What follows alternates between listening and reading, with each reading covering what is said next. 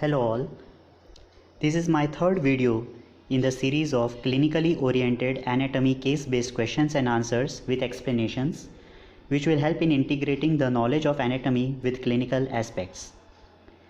This video includes 7 clinical scenario-based MCQs related to neuroanatomy part 1, and these questions are mainly based on various cranial nerve nuclei.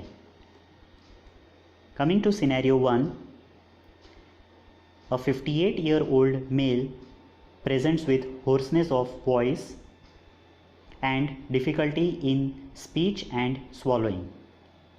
He is a known hypertensive.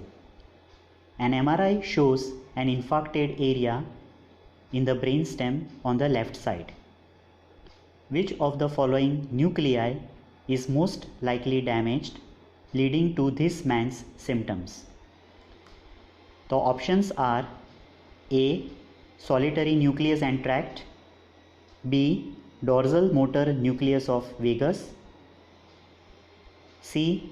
Facial motor nucleus, D. Nucleus ambiguus. There is a second part of the question. Which part of the brainstem is most likely having the infarction? So the correct answer is D. Nucleus ambiguus. So if we go back to the stem of the question, the patient has hoarseness of voice, difficulty in speech and swallowing, that is deglutition. So most likely the muscles which are supplied by vagus nerve, they are affected, and these are the muscles of soft palate, pharynx and larynx. The nucleus ambiguus gives fibers which will pass through the vagus and supply these muscles. From this figure we can see that nucleus ambiguus is an elongated column of nucleus situated in the medulla oblongata. The nucleus ambiguus is a composite nucleus which contributes fibers to 3 cranial nerves, namely glossopharyngeal nerve, vagus nerve and cranial accessory nerve. The cranial accessory eventually joins the vagus and form vago-accessory complex, and the fibers of cranial accessory via vagus will supply muscles of soft palate, pharynx and larynx. So in this figure we can see the fibers from the nucleus ambiguus. They are actually branchiomotor fibers because they supply the muscles which are derived from pharyngeal arches 4 and 6, namely the muscles of pharynx, larynx and soft palate. So the affected nucleus here is the nucleus ambiguus, which is a branchiomotor nucleus. The second part of the question, which part of brainstem is most likely having the infarction? So as we just saw from this figure, the nucleus ambiguus is located in the medulla oblongata. So this is the part, medulla oblongata, which is having the infarction, where the nucleus ambiguus is located. Now coming to scenario 2, as a part of neurological examination of a 46-year-old patient, a test tube of cold water is applied to his left cheek to see whether he could detect the cold sensation. Which nucleus in the brainstem is responsible for receiving the afferent fibers in this case, that is sensory fibers? The options are A. Spinal trigeminal nucleus, B. Facial motor nucleus, C. Mesencephalic nucleus of CN5, that is trigeminal, D. Principal sensory nucleus of trigeminal. So if we go back to the stem of the question, the region which is being tested is the left cheek, that is a part of the face, and we know that the sensory innervation of the skin of the face is by the different branches of the trigeminal nerve. So the correct answer is the spinal trigeminal nucleus, which is actually one of the sensory nucleus of the trigeminal nerve. From this figure we can see that there are 3 sensory nuclei of trigeminal nerve which form an elongated column throughout the brainstem. The spinal nucleus of trigeminal is located in medulla. The principal or chief or main sensory nucleus of trigeminal is located in the pons, whereas the mesencephalic nucleus is located in the midbrain. Now these three nuclei receive different sensation from the region supplied by the different branches of trigeminal nerve. The main sensory nucleus receives mainly discriminative or fine and crude touch and pressure. Spinal trigeminal nucleus receives pain, temperature and light touch from cornea, whereas mesencephalic nucleus receives proprioceptive impulses from the muscles of mastication, muscles of facial expression, muscles of eyeball and muscles of tongue, and the mesencephalic nucleus contains pseudo-unipolar neurons. So in this case we are testing the cold sensation, means it is the temperature, and temperature will be going to the spinal trigeminal nucleus. So the spinal trigeminal nucleus receives pain and temperature mainly and light touch from cornea from these regions supplied by trigeminal nerve. So that is the correct answer. Scenario 3. While performing jaw jerk reflex in a 38-year-old patient, the physician tapped his chin while his jaw was half open. The response was that his mouth snapped shut. Which nucleus serves as the efferent limb of this reflex, that is the motor part of the reflex? The options are A. Hypoglossal nucleus, B.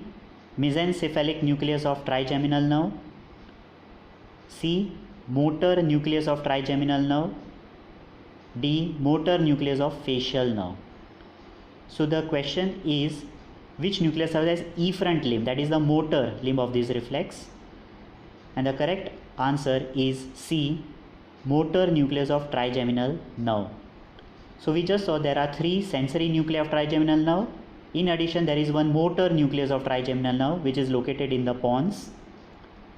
Coming to the jaw jerk, that is a mesenteric reflex, there are two components, afferent that is sensory, efferent that is motor.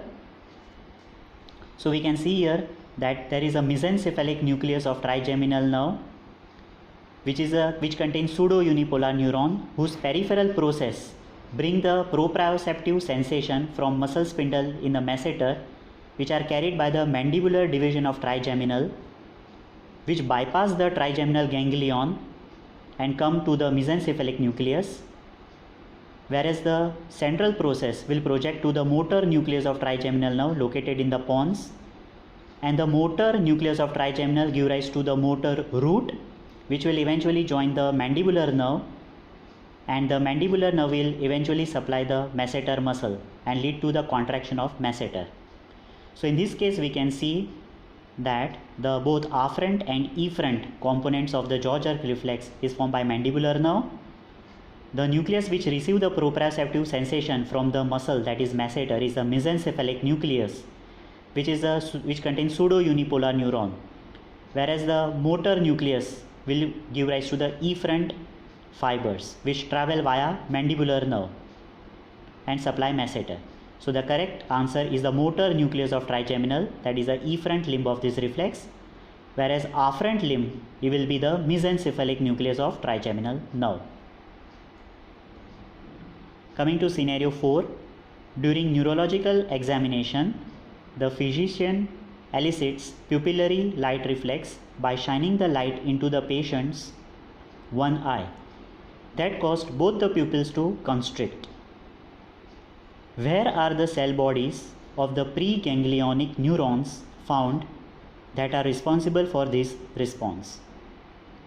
The options are A. Ciliary ganglion, B. Motor nucleus of CN3, that is oculomotor, C. Motor nucleus of CN5, that is trigeminal, D. Edinger-Westphal nucleus. So the correct option is D. Edinger-Westphal nucleus. So the reflex which is tested is the pupillary light reflex. So let's see where is the Edinger-Westphal nucleus located. It is also known as accessory nucleus of oculomotor nerve. This along with the main oculomotor nucleus are located in the midbrain. The main nucleus of oculomotor nerve is somatic motor nucleus, whereas the Edinger-Westphal nucleus is visceral motor or parasympathetic nucleus. So we can see from here that the main motor nucleus of the oculomotor will send fibers to the oculomotor nerve, which will eventually supply extraocular muscles of eyeball except superior oblique and lateral rectus, whereas the Edinger-Westphal nucleus is accessory oculomotor nucleus give rise to preganglionic parasympathetic fibers which will pass through oculomotor nerve and relay in the ciliary ganglion, where the postganglionic parasympathetic neurons are located, from where the postganglionic fiber pass through short ciliary nerves and supply ciliary muscle for accommodation and sphincter or constrictor pupillae muscle for light reflex. So in this case, the preganglionic parasympathetic fiber are located in Edinger-Westphal nucleus, whereas postganglionic neurons will be located in the ciliary ganglion. So the correct answer is the Edinger-Westphal nucleus. Scenario 5. On examining a 35-year-old patient, it is noted that there is loss of taste sensation over the anterior 2/3 of the tongue. Which of the following structures receives this input? The options are A. Facial nucleus, B. Nucleus of solitary tract, C. Main sensory nucleus of trigeminal, D. Salivatory nuclei. So the correct answer is B. Nucleus of solitary tract. The nucleus of solitary tract, also known as nucleus of tractus solitarius, is located in the medulla oblongata. This nucleus receives various sensations, both general visceral sensation as well as the taste sensation, which are carried by facial nerve, glossopharyngeal and vagus nerve. As we can see from this figure, the taste from anterior 2/3 of tongue, which is carried by chorda tympani branch of facial nerve, will be relaying in the geniculate ganglion of the facial, and the central process will bring those sensations into the nucleus of the solitary tract. The upper part of the nucleus of solitary tract is the gustatory nucleus, which receive this taste sensation, whereas the remaining part of the nucleus of solitary tract will receive general visceral sensation carried by glossopharyngeal and vagus nerves. So the correct answer is the nucleus of solitary tract, which receives not only the taste but also the general visceral sensations. Now coming to scenario 6. During examination of a 49-year-old patient, the physician observed the following finding in his left eye as illustrated in the figure below, when he was asked to try to look straight ahead. The nucleus of the affected cranial nerve is located at which of the following parts of the brainstem? So we can see from the figure, on examining the left eye is down and out. So it is abducted and depressed. The options are A. Midbrain at the level of superior colliculus, B. Midbrain at the level of inferior colliculus, C. Rostral pons, that is upper pons, D. Caudal pons or the lower part of pons. So from the figure we get an idea that the affected cranial nerve is oculomotor nerve, because all the muscles are affected which are supplied by oculomotor nerve except superior oblique and lateral rectus, which will cause the eye to be down and out. Also the pupil will be dilated and non-reactive to light, fixed. So oculomotor nerve is the affected nerve, and its nucleus, that is the nucleus of oculomotor nerve, is located at the midbrain, in the midbrain at the level of superior colliculus. So the correct answer is midbrain at the level of superior colliculus. We have just seen that the oculomotor nucleus, the main nucleus, is situated in the midbrain along with the Edinger-Westphal nucleus, whereas nucleus of trochlear nerve, trochlear nucleus is also located in the midbrain but at the level of inferior colliculus. So there are two important cranial nerve nuclei in the midbrain. One is the oculomotor nucleus, which is located in the midbrain at the level of superior colliculus, and trochlear nucleus located in the midbrain at the level of inferior colliculus. Scenario 7. A research neuroscientist is working on a rare congenital disorder that selectively affects the somatic efferent column of nuclei in the brainstem. Which of the following nuclei is likely to be spared by this disease, means not affected? And the options are A. trochlear, B. hypoglossal, C. abducent, D. vestibular and cochlear. And the correct answer is D. vestibular and cochlear.